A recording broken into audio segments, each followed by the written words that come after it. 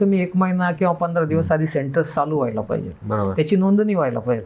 परंतु दुर्दैव असं आहे की सेंटर चालू सोमवारी होणार असेल तर तुम्ही रविवारी किंवा शनिवारी त्याच्या संदर्भातला निर्णय घेता आणि त्याच्यामुळे स्वाभाविकपणे आज आपली परिस्थिती म्हणजे आमची शेतकऱ्यांची परिस्थिती अशी आहे की त्यांना स्टॉक करण्याचं काही हे राहिलं नाही, कारण की आज आम्ही अगदी खाण्याला मोहताज झालेलो आहे, अशी ही परिस्थिती आहे.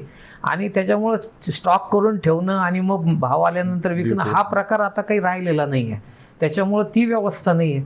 आलेला माल मार्केटमध्ये आणावाच लागतो. व्यापारी प्रचंड मोठ्या प्रमाणात शेतकऱ्यांची लूट करतायत आणि याचा फायदा घेऊन गव्हर्नमेंटच्या पॉलिसीचा मला कधी कधी संशय वाटतो की या पॉलिसीज अशा तयार केल्या गेल्या की जेणेकरून मिडलमॅन याच्यातला सगळ्यात जास्त फायदा उचलेल आणि त्या पद्धतीने या राबवल्या जातात. म्हणजे शासनाची धोरणं जरी असतील तर ती शासनाची धोरणंच खरं शेतकऱ्याचं मरण आता ठरायला लागलेली. त्याच्यामुळं आत्महत्या बाय डिफॉल्ट होणारे